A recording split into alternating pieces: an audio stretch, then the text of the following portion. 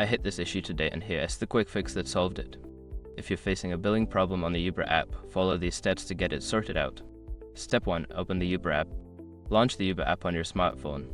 Make sure you are logged into the account where the billing issue is occurring. Step 2. Go to your account. Tap on the account icon, usually found in the top right corner. This will take you to your account settings where you can manage payment methods and view your trip history. Step 3. Check payment methods. Select the payment option to review your current payment methods.